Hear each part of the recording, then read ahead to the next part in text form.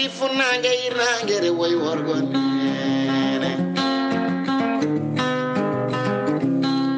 tedduɓe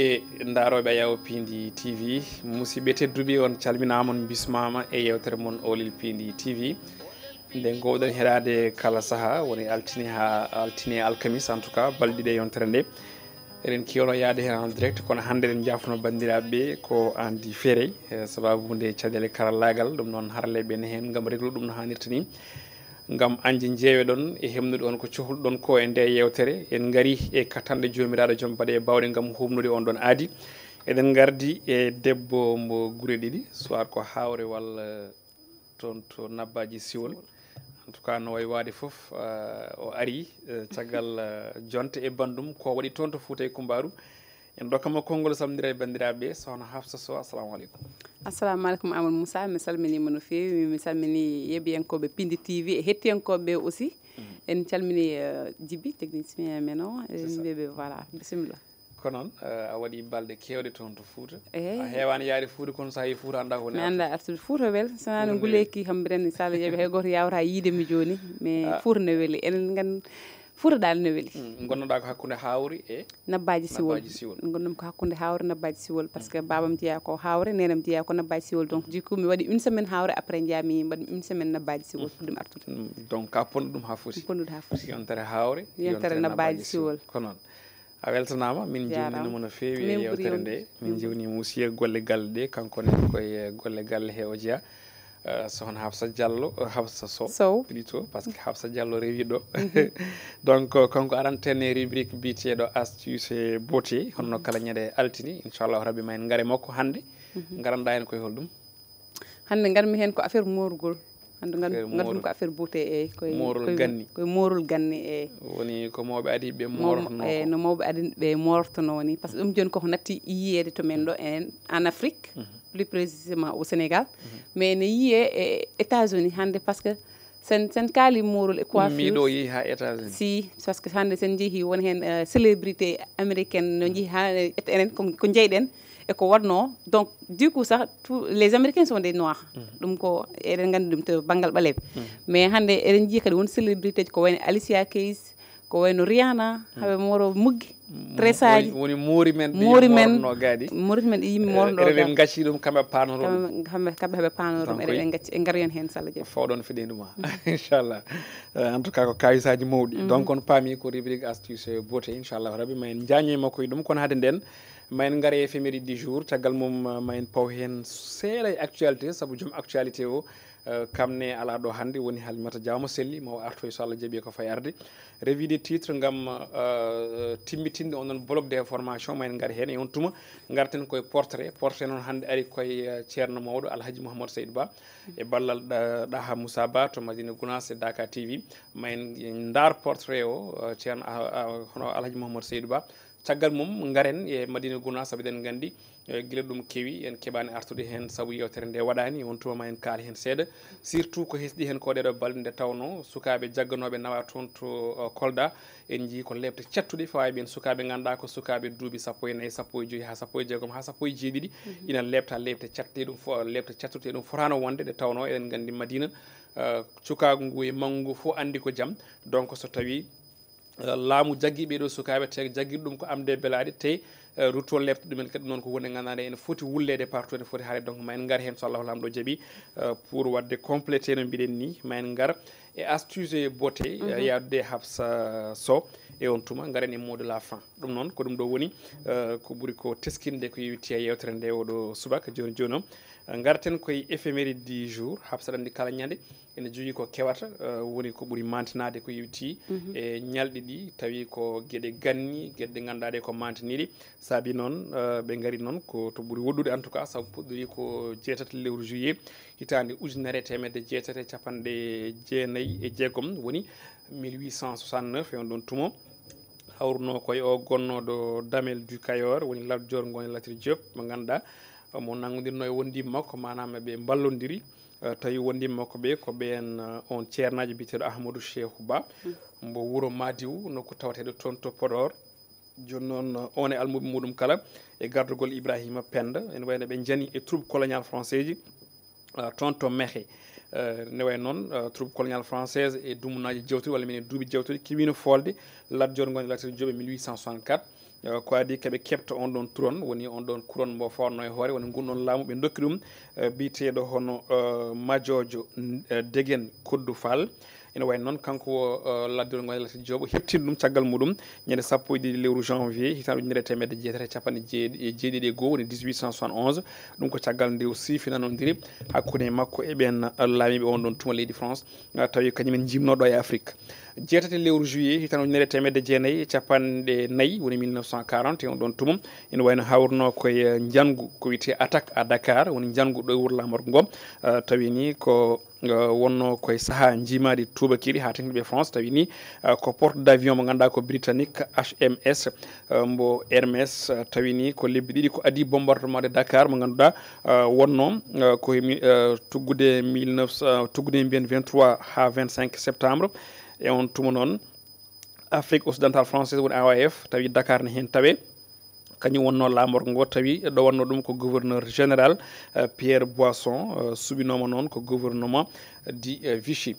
jeetati lewru juillet hitande ujunere temedde jeenayyi capanɗe joyyi e jeenayyi woni 1959 élection au Sénat tawi ko communauté woni ko wiyete élection Sénat de la communauté franco-africaine waɗno créé noon ko constitution française ɗo gonɗen ko ñande lewru octobre 1958 on ɗon Sénat communauté noon ne wayno tan joɗino ko lawol gotol saabu ko 1 lewru juillet 1959 ɓe jooɗi caggal muɗum noon o jottaki hay saaha goto nde tawno ko ɗon ɗum haaɗi saabu hankkadine Afrique hepti jeytade muɗum e 1960 leyɗele kewɗe ganduɗa ɗe kañumen keeɓi indépendance mumen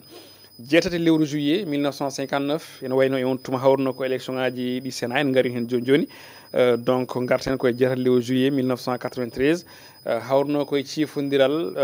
toon to Ziguinchor nanodiral ko wiyete cessez-le-feu woni joƴƴinde kuure walla joƴƴinde petilaji e kaɓirɗe ko nandi hen tawi ko hakkude gouvernement leydi Sénégal e on ɗon mouvement des forces le force démocratique de la Casamance kono MFDC tawi ni ko Guinée Bissau ɓe jaano kañum doganno hen koyɗe moƴƴi tuggude noon 1982 ha yetti e on ɗon tuma hawruno koye diwan Casamance ene wuuli jaw saabu on ɗon région méridionale du Sénégal ene wonno caɗele ene wonduno e caɗele mawɗe hakkude nden ɗon haare rebelle en woni witeɓe MFDC e on ɗon armée leydi meɗen Sénégal ko ɗum wonno éphéméride du jour mo ganduɗa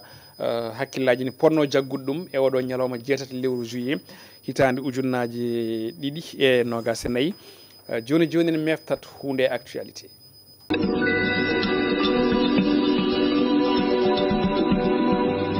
actualité koye meftande gareten ko yewiti e accident ji ɗi ganduɗa ɗi teskama kadi e nder leydi Sénégal e oɗo alede hanki ne wayno ko neɗɗo goto hawre ladial hewɓe kadi gañi tawi ko accident baɗɗo accident noon waɗi koye alede hanki ono mbiɗen ni jeeɗiɗi lewru ndu tawi waɗi ko hakkude lawol Thiès e Pout on ɗon noon ko car mo ganduɗa o wiyete ko car transport interurbain woni type Ndiaga Ndiaye nono dirteɗo hen tawi accident waɗi ko toon to Allukagne nokku mo ganduɗa ko teskade ne waɗi accident ji no fewi e on ɗon tuma noon ina wayi noon neɗɗo goto wasi hen fittanu muɗum e hewɓe kadi gañima hen hollitama ni accident o hayso tawi ɓe kalani holko jeeyi sababu on ɗon accident kono kam hollitama wondene ko ɓen ɗon gendarme ɓe mbaɗi constat gam etade famde holko jeeyi sababu mayde walla on ɗon accident mayɗo heno noon ɓe kolliti wonde ko hayso tawi ɓe koltani ko debbo walla ko gorko en tout cas mbi ko rewɓe hewɓe kam gañima hen e worɓe wonnoɓe nder on ɗon auto biteɗo Ndiaga Ndiaye kono ɗum ko accident goɗɗo aussi waɗi toon to Bolol Saint-Louis ɗum ko ñande aset jewtuɗo ɗo jeegom lewru ndu ɓe kabri wonde ko premier ministre Ousmane Sonko e saaha nde ummotono toon e ñalawma ganduɗa ko pittugol newi journée nettoiement walla mbiyen investissement humain woni pittugol guure ɗe hani e leydi ndi kala e kuuɓal to ummino toon to Saint-Louis nde wari ha to banggue Louga ko ɗon tigui o hawri e accident mo ganduɗa ina accident o noon ko car goto ɓayno ko bis kañum tigui yani caggal nde pono muɗum fetti nde yinno tarade oto goɗɗo woto ferade ɗum oto noon yani banggue goɗɗo hay fitande wotori heddaki hen kono kam waɗi gañiɓe hen e on tuma kanko premier ministre o naati hen nder on ɗon bus gam ƴewde caɗele ɗe ɗo tolni caggal muɗum noon kanko hoore jagorɗo o heewi yewtidde on ɗon chauffeur o ñiŋi no feewi état woni gonko on ɗon auto mo ganduɗa hay ponoji muɗum koko ɓuuri ha laaɓi ceer donc wiide makko noon ɗum ɗon ko wadde gurdam yimɓeɓe en danger on tuma noon erima dendagal chauffeur ɓe e joomen auto ɗi nde ɓuurata wadde ko wiyete ko visite technique ha tengti kadi aussi ɓe ganduɗa kañumen goni waɗoɓe visite technique ɓe nde ɓuurata ha joni so auto ari ne ñawi yoɓe jaggu ɗum wasa wadde circulé haala ka yettoɓe en tout cas eno wiiri kanko chef de gouvernement e micro RTS kona ɗum guddirten koko yewti e toɓoji kewɗi dolɗe ganduɗa ɗi memi wuuro lamorgo ngo Dakar guila ñande alerte hanki o diwnuji kewɗi e lamorgo ngo e hoore muɗum leydi muɗum keeɓi caɗele mawɗe to banggue ko wiyete ko inondation leeɗe ha tengte banlieue Dakar waso hayso tawi ɓernde Dakar nde woodi ko heeɓi kono kam ko heeɓi ko to banggue banlieue ɗum ɓuuri jibade kono noon ko conséquence woni battane woni ko teska hende tawno to banggue transport guila e BRT bus rapide transit e guila hanki darinoma kono kadi e Dakar Dem Dikk darinoma hani hande aussi waɗo altini e communiqué notre service ɓe collecti wonde notre service mbiyen wondene ligne uji kewɗi dogata hande ko wayno ligne 5 11 15 16 ligne 208 213 219 220 221 227 228 311 ɗiɗo kala dogata itinéraire ɗi ganduɗa ɗi ko hen dogatno saabi noon perturbation mawɗo kewɗo doole woni ko yaye on ɗon transport woni ya gara leydi ndi sababu noon ko fate banggue ɗin noon toɓol ɗi ganduɗa tellimuɗo e wuuro lamorgo ngo Dakar omo ko yewti e inondation puɗɗiɗo soynede ɗo e Dakar Kaolack e Touba sababude toɓoli hanki ɗi c'est vrai caɗele inondation ko hunde ɓoyde guila presque min guila indépendance heeɓaka laamu angu foof ina eto wadde peeje e doole kono ron kadi yo ɗum gas holko foti wonde peeje e darde laamu kesu nguɗo ha inondation hay sono hitande hikka nde hitande fande ɗum wawa ustade leydi he ko hitande fande so tawi haɓe mbawi daranade kalno inondation ustore e nder leydi men he ni walla e won he e leeɗe he ɓe darano ɗum par ce que ko hunde ɓoyne chaque année c'est répété ça se répète a yiyen galleji naata ndiyam walla jiiya beddaji surtout to auto ji nde waɗa hay hande déjà a wi hande won ligne uji ɗi ganduɗa mbawa wadde circuler à cause de cela donc wona hunde moƴƴere wona hunde fewne donc état o yo darano population donc en ce moment noon so tawi haɓe mbawi wadde pompe ɓe mbaɗa retiré ndiyam meje gonɗe e lawol ɗi ha bus ɗi mbawa reftude e laabi par ce que yimɓe ko dawoɓe donc là maintenant je comprends maintenant cause hande embouteillage banɗo par ce que bus uji kewɗi hande mbaɗani circuler donc laabi ɗi ne paaɗi yimɓeɓe nani hen hay goto wawi yettade à l'heure au travail donc laamu ngu ene ñaaga kadi eɗen noddamo hen kamɓe no wallata yimɓeɓe oɗo inondation ndungu ngu gasa surtout hay so wona nguɗo ndungu saabu Cheikh Tidiane Dieye mo ganduɗa kam tambi ko yewti e joguiɗo ndiyam leydi ndi woni assainissement mbiyen to banggue assainissement kam e ndiyam o nde o yilli hanki toon to Kaolack o wi wondene koɓe meeɗa wiide wonde ɓe cafra caɗele inondation e ɗi lebbi ɗiɗi lebbi tati kono noon ko manam ko ɗum taaɓal etade wadde peeje peccorde surtout wadde accompagné ɓesgol lortoɗe ɗi e nguɗo ndungu caggal muɗum noon ɓe darno ɗum hano hannirta ni mais laamu angu fof en jii jomumen en darno ɗum kono finalement heewani woftude ɗo moƴƴi goɗɗum ɗum ko jinnomi haalde koto banggue sensibilisation surtout e leeɗe ɗe eɗen gandi so tawi ndungu tooɓi fuɗɗi wadde waame walla ndiyam ari tan yimɓe profite occasion guddita fosuji mumen ɓe hen ko salteji ɗi mbaɗata hen ɗum ɗon kadi aussi hol comportement mo ɓesgol ɗi poti jogade vis à vis à ça bon ngallon banggal kam ko population e hoore mum par ce que neɗɗo aɗa foti jogade civilisation an a yi déjà ndiyam garɗam ɗam Allah jippini am ko toɓo a ronki dañde holto ɓenniri ha ndiyam ɗam waɗa évacué ha yaaha an ɗum yonanima gaynade aɗa uddita rigole ma walla fosse ma pour wawde yaltinide e jeemeji te kadi ndungu so ari a yiyat ɓowdi kewat ça peut apporter des maladies ete yimɓe ne juuwa e ndiyam te yimɓe ne juula otoy ɗi motoy ɗi yimɓe ne juuwa hen te ɗum ne wawi jibinde rafiji ɗi ko wayno puuƴe en e goɗɗum e goɗɗum donc yimɓeɓe yooɓe ndento tan ɓe kamɓe laamu wawa safrude foof peut être laamu ngu ne wawi wallude ɓe ballal ndiyam ɗam pompe walla ɓe pewnoɓe canalisation ɗi ganduɗa ndiyam ɗam ne wawi ɓennude hen mais laaɓal ngal ko kamɓe koye mabɓe kamɓe population koye mabɓe poti daranade ɗum e koye mabɓe par ce que haɓe jogui ɓiɓɓe mabɓe sukaɓe hande ɓe juwan e jiiya ɓe gondaka ko waɗi toɓo e ko la toɓo walla ko laaɓi ko laaɓani donc yooɓe mbattu hakkillaji mabɓe ko noon ko sensibilisation mo ganduɗa eɗen ɓennina ɗum e antenne he joni joni o paɗen koye revue des titres gam timmitinde oɗo bloc d' information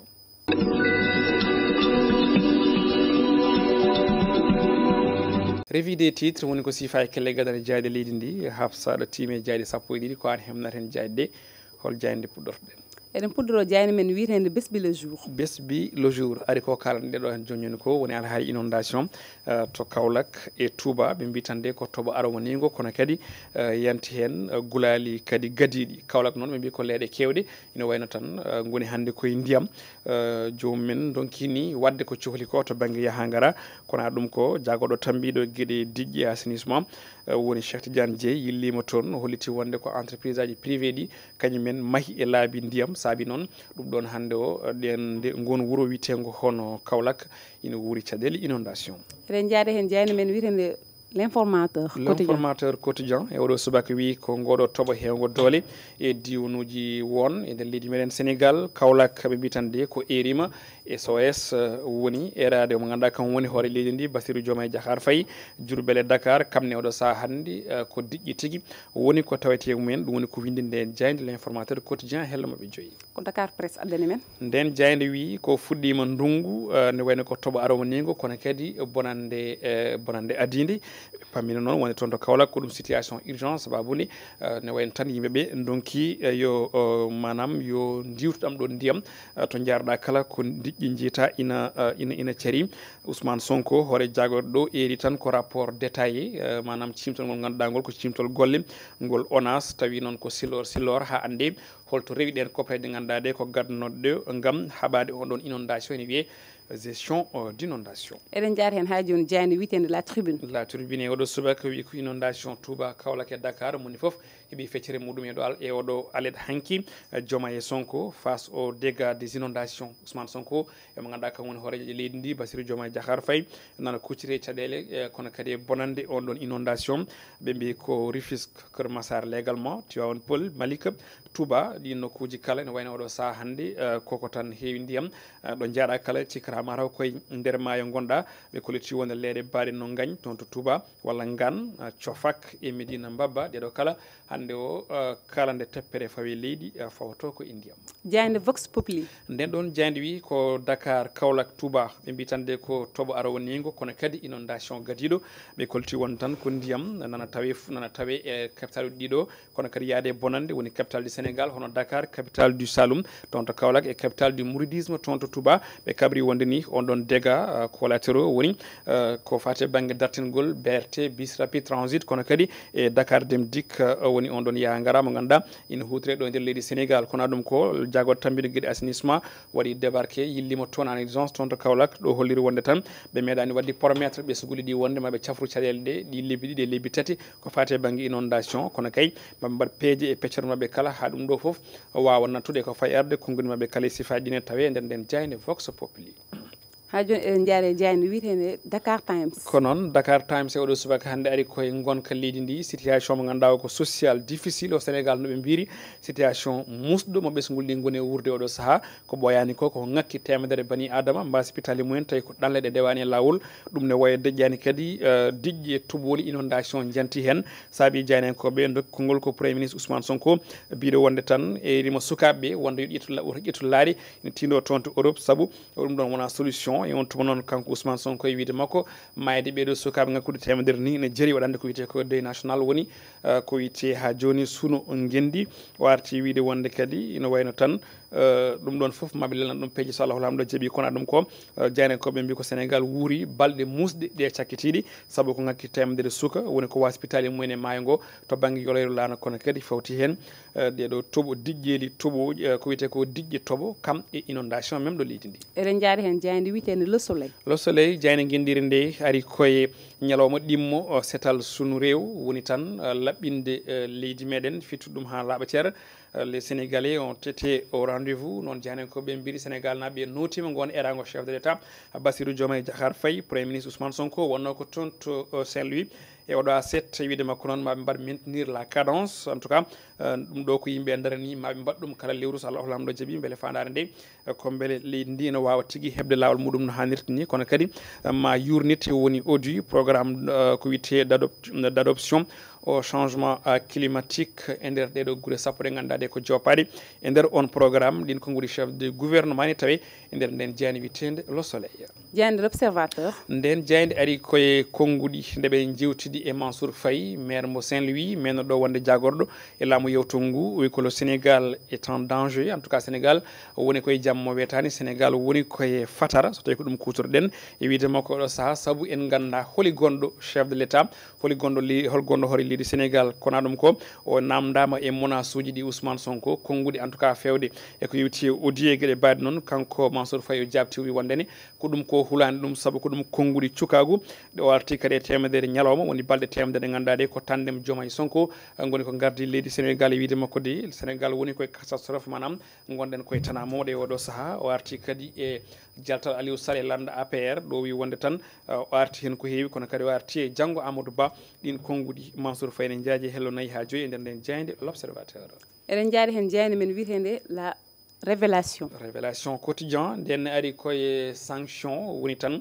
kuulɗe ganduɗa ɗe ko CEDEAO fawi ɗum e leydi Mali Niger kamɓe Burkina Faso e on tuma noon ɓen ɗon ɓesgude ɗen ɗon leyɗele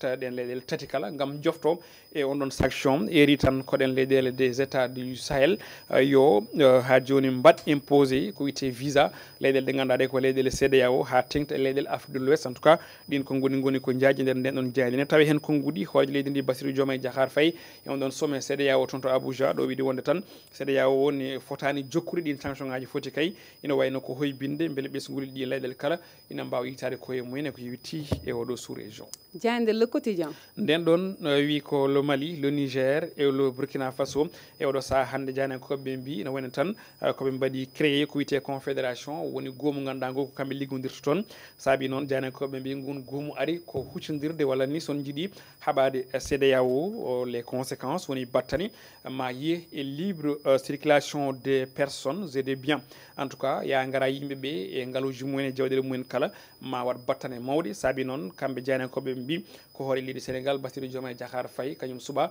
yo won dogowo koyɗe moƴƴe masala hakkude CEDEAO eɗen leyɗele biteɗe alliance du Sahel jeyande le public nden ɗon ne wayno wi ko confédération des états sahéliens Diomaye Faye émissaire de la CEDEAO pour désamorcer la bombe en tout cas ko kanko woni nelaɗo kanko Diomaye Diakhar Faye o nela koye ɗe leyɗele tati beele tan fandare nde ko ñifde on bombe mo ganduɗa ko jogoɗo fettude kanko noon mo ganduɗa ko Bassirou Diomaye Diakhar Faye e wiide makko tan yaltude leyɗele tati e nder CEDEAO ko ɗum défaite mawɗo kono kadi ko ɗum vraiment blessure gagnande mawde to banggue panafricaniste o haali ɗum ko hanki walla panafricanisme jaafoɗon o haali ɗum ko hanki ko e toon to batu heñorangu ngu CEDEAO nodduno toon to Abuja eɗen jaari hen jeyani men sakkitinde le record quotidien to banggue coftal ɓalli ko ɗon guddirten no mbiɗa ni ene wayno jeyanankoɓe gaari koye photoje ɓeɗo tato ɓe jii toon ɓe nayo pilito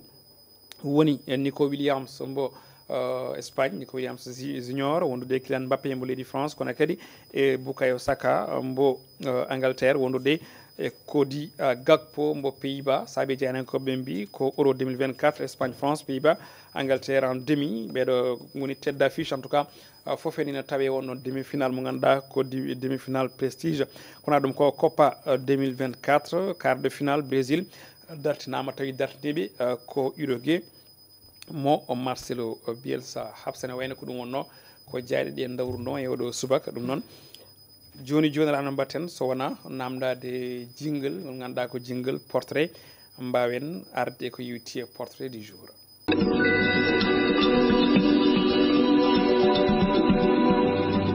portrait du jour ko natal ngal ganduɗa ina heewi arde e yewtere nde hande noon ngal natal yilloyi ko toon to Madina Gounass wuro teddugol ngo tawi ko haalde e hol gonɗo e guuro e hol gonɗo mo ganduɗa ko woni ceerno Alhaji Mouhamadou Seydou Ba ene wiye ceerno mawɗo mo ganduɗa ko 26 lewru juin mayne ɗo ndu o waɗi ɗum duuɓi 44 ko suuɗi leppi leydi suuɗimo leppi teddugal ɗo katten dokkenɗa ha Moussa Ba arana en oɗon portrait to serenɓe hoolaɓe ɓur'e gunas ko duuɓi jeegom heedi en timmude duuɓi capanɗe joyyi hono feccere temedande ko foftoyi o neɗɗo Allah duuɓi capanɗe nayyi e nayyi hannde ko ngal jaggal diine l'islam wirni e guite julɓe on ko cuɓinoɗo gollande jomiraɗo ko laabti sanne o haɓima aada e bida kaddi gurdam makko on gasi famde ko ceerno Alhaji Mouhamadou Seydou Ba mo diine mum e kulol mum Allah ronki yettinde ɗum jama on diine wawata namnede ɗum aljanna o yi aduna ko hitare ujunere temedde jeenayyi to cikkite e nder Fouta jinnaɓe makko ko andiraɓe moƴƴere e peewal ɓen ko ceerno Seydou Alpha Ba e sohna Mama Hawli Ba o waɗi jangde makko foof koye Fouta kono o timmini nden jangde koto Thilogne e juuɗe ceerno Hamme Baba Talla radiyallahu taala anhu ko hitare ujunere temedde jeenayyi e nogas e jiɗiɗi o waɗi jillu yimmade Fouta faade e diwan mo Kolda ko nden ni o heeɓi yidude on jiyaɗo Allah tedduɗo ceerno Alhaji Ali Thiam ko caggal jeyodiralle makko hande o yillu yi nokku on jiyaɗo Allah e jewtidal mabɓe o ɓami pellital woyde to yaade Fouta o arti o ferani Madina Seydi El Hadji Ali Thiam ko caggal duttugol on jiyaɗo Allah o sompoye Médina Gounass ñande nogas e jeeɗiɗi lewru février hitande ujunere temedde jeenayyi e capantati e jeegom wuuro mawgo hande o tawetego e leydi Sénégal tawi ala kongo susira so wona wurtinde diine e ƴellidde sunna kame saktude tijaniya ina jeeya e seeremɓe makko kadi ceerno Ahmadou Baro radiyallahu taala anhu to Mbour ko kanko ceerno Alhaji Mouhamadou Seydou Ba fuɗɗi Daka hitande ujunere temedde jeenayyi e capannayyi ɗiɗi ngal putital diine dindinowal ujunnaji julɓe e kala hitande caggal Madina Gounass o sompi capanɗe guure tawi foof woni ko e yamirore makko o waɗino jilluji limtindi gam diine o koye nden darde labtude o wuuri ha ñande nogas e jeegom juin hitande ujunere temedde jeenayyi e capanɗe jeetati o foftoyi lomtima ko ɓiyi ko ina wiye ceerno Alhaji Ahmadou Tidiane Ba jokkuɗo e gon fela makko ha e ngue ñallungue duuɓi capanɗe nayyi e nayyi hande ko o jiyaɗo Allah wirni dande makko ha hande ina e jertinde julɓe ɓur'e gunas ɗaha Moussa Allah jarama oɗon portrait ngol cimtol ngol ganduɗa ko natal ceerno mawɗo Alhaji Mouhamadou Seydou Ba foof noon ari koye saaha Madina Gounass ina wuuri ko metti communauté musulmane ina wuuri ko metti umma islamique ha tengti noon ito banggue ko wiyete ko ha joni ko mbiten hono tijani ne wuuri ko metti kono kadi Madina Gounass e mbaɗi kuɓal ne wuuri ko metti sababu o ko cortège ceerno Ahmad Tidiane Ba waɗede attaqué ñande ñalawma julde ɗo ummi pummugal on faati galle makko ɗon cortège o yana e on tuma noon ɗum ɗon jibini caɗele mawɗe fitina waɗi mayɓe waɗi ko bonna waɗi kadi fitinaji goɗɗi ha saabi gendarme ɓe police e tilli toon e on ɗon tuma ƴetti hen sukaɓe mbi ɗum ramas sukaɓe hewɓe noon nagganoma hen toon to Kolda gonno caggal muɗum ɓe gaccita koɓe gaccita ko noon tawa e mabɓe lebte cattuɗe sukaɓeɓe laamu ngu lebtiɓe lebte ɗe ganduɗa ɗe ko lebte ɗe ngala ɗo kaaɗi te kadi e leysaji yiɓe en jaggaɓe ko sukaɓe ganduɗa ɓe mbiyani mbaɗani koko tawa tan e galleji mumen mbiya ko ramas et puis nawa kadi aussi pa lebte cattuɗe yimɓe ne goyɗen caɗele deƴƴani ceerno ne tooña ene yana rutto kadi aussi sukaɓe kadi aussi arnoɓe vraiment wadde défendre walla ko nandi hen nanggue kadi laamu woɗɗumen lebte cattuɗe mbaɗi hen ɗum woni ko communauté o foof woni ko yonnani donc enen kadi aussi e particulier enen to banggue men en jonna ɗum saabu Madina Gounass eɗen gandi ko jaam e kisal nden ko woni toon donc so tawi ɗum ɗo jooli toon fala budde yimɓe kaala hen tene kadi profiten occasion pour wiide laamu ngu en tout cas yooɓe leloro ajjude à chaque fois so tawi haare waɗi fala budde woda toñƴo e woda toñaɗo donc toñƴo yo faye kuugal toñaɗo aussi kañum hokke gonga muɗum kono wona toñƴo e toñaɗo fof tan joomen nden ne mbaɗe sawru gumɗo et puis lebte cattuɗe paye dow ɓe noon sukaɓe Hafsa ɗum kam wona hunde yonde wona hunde jondumi par ce que toñangue diwata neɗɗo ummo fummoyde ne yaaha galle mum wiyani on waɗani saka kilifa mawɗo mbaɗon attaque auto mum mbaɗon ɗum agressé bonnon auto mum joni ɓesgu wuuro ngo sukaɓe wuuro ngo ganduɗa ko hen jeeya daro ene mbaɗa défendre walla mbiye ene kasa droit ji mumen mbiyen ɗum wawata laatade ƴetton jomumen nawen ɗum police ha koɗon lefta ɗumen won hen e lefte ko hunde ganduɗa wona hunde fewde donc eɗen noddiro kadi laamu ngu eɗen ero kadi wiide yo ƴettu précaution ji ɗi manam ɓe toppito sécurité Madina Gounass par ce que yimɓe fof ne gandi Madina wona wuuro famdugo kadi ko wuuro diine kadi kilifa won toon yoɓe dokku katangue ceernajo ɓe kormomo a faami ɓe mbaɗa renforcer sécurité o surtout donc woɗɓe bonanɓe ɓe soɓe mbawi yitede ɓe pawe junggo ɓe mbaɗani bonani ɓe mbaɗani heɓata ɓe so tawi ala mabɓe keddi taw kam fof ɓe mbaɗama libéré ɓe garta e galleji mabɓe donc ko waydani kam min vraiment no kemmi nouvelle o vraiment muusi kam par ce que welani dal welani mawɗo kilifade kilifa yimɓe ene daara Allah andi woɗɓe ɗum ɓe koye wuuro he jeeya walla Allah andi taw koɓe arɓe so tawi kadi koɓe arɓe yoɓe ɓeydu ko mbimi joni ko yoɓe mbaɗa renforcer sécurité ɓe ganda yimɓe natoɓe e guure ɗe e yaltoɓe ɗum tan mbawmi addude hen en tout cas ko ɗum situation mo ganduɗa vraiment c'est à déplorable franchement parlant mais malheureusement en ngala waktuji jaaƴƴi saabu eɗen gandi yewtere nde koko fatina sabu wona direct ko ɗum anduféri donc habs en mbiyat toon to régi yoɓe dokku en jingle astuce et poti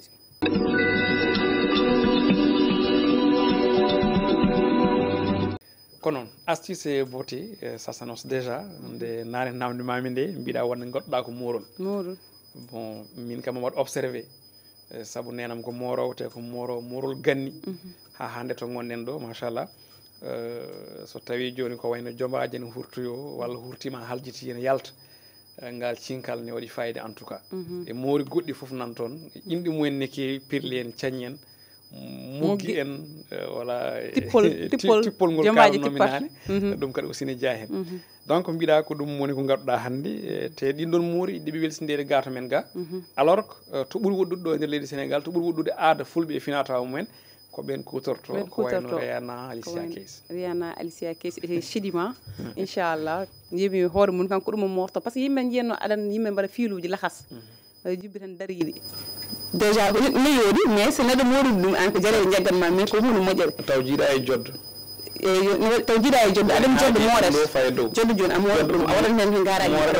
moorde walla haaje a haajat garaji ha para morda ɗum hen jippo mi waɗa joddo mo ganduɗa garaji tan kaaƴata jiya woni genre film ni tan daro saaha jiyaɓe lemme ɗum saaha ɓe jiyaɓe runi ɓe kaɓɓa ɗum dow donc moori ko ɗum waɗli fayida surtout e debbo mais jaɓi men koko change hande min fof ko prix min mbaɗata min fof ko greffage uji tissage uji min mbaɗata donc voilà muggi no jooɗi surtout koko hunde walla rare mais c'est quelque chose de fashion vraiment parce que hande so jii Rihanna omo waɗa muggi saaha jiyama waɗa tressage saaha jiya waɗa muggol waɗa ɗum tourne haaja e hoore makko no wiiri Alicia Keys e Kim Kardashian e hoore mum ko star planétaire yimɓe fof ne gandi ɗum mais o morto pirli makko o waɗa hen ñaade o sinka sa yeccika ko pullo walla ko haalpulaar te ko américaine eyyi ko influenceuse américaine comme genre mi anda taw ko jubbi ɗi jiyami ɗo e ɗum ɗo he mais kañum sa ƴeewi cingal banggal fayde c'est-à-dire nden yimɓe gandirtuno to banggue o hooli o koto banggue moorol fule ko nan donc jinnomi ko jaltinana kam manam beauté moorol surtout moorol gandingol surtout moorol gandingol par ce que moorol gandingol mi yaltini jondam debbo surtout mi yaltini beauté o par ce que ça dépend e moorol a wawa ɗum tout dégagé sa waɗi ɗum tout dégagé mi yaltini yeeso ma aɗa wawi moodi jippa mbaɗa hen cinkal mi yooɗi moorol kala no mbawɗa moorade sa tawi won ko moorol ganni a sinki mi yooɗi ha maayi hande eɗen jeeyi ɗum e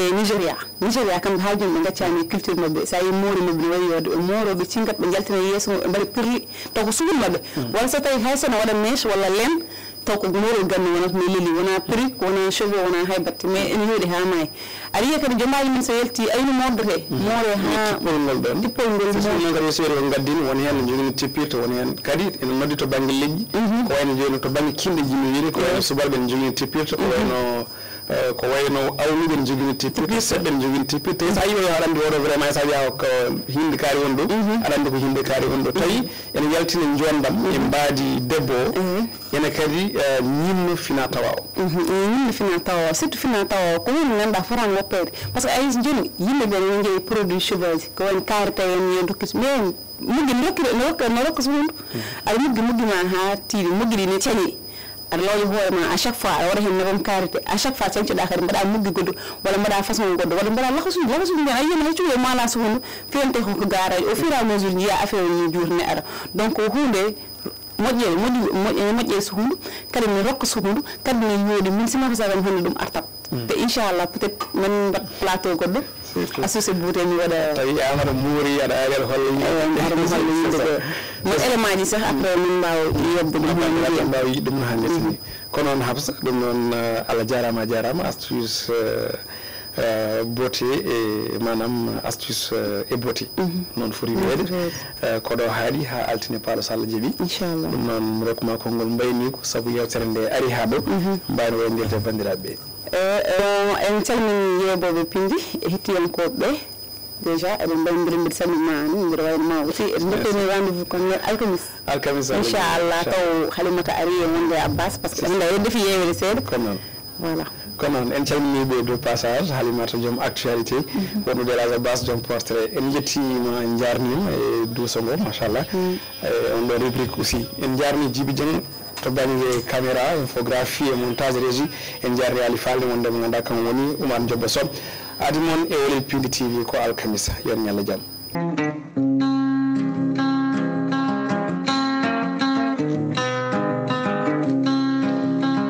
Olel Pindi koy lotti do e Dakar njeeyo